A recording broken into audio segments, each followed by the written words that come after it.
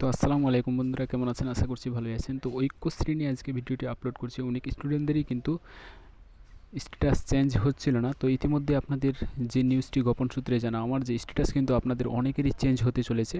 এবং আপনারা প্লিজ দয়া করে আপনারা স্ট্যাটাসটা কী শো করছে, এখন স্ট্যাটাস চেঞ্জ হয়েছে কিনা আমার এই ভিডিওর মাধ্যমে আপনারা প্লিজ আমাকে একটু জানাবেন যে আপনাদের স্ট্যাটাস এখন কী শো করছে।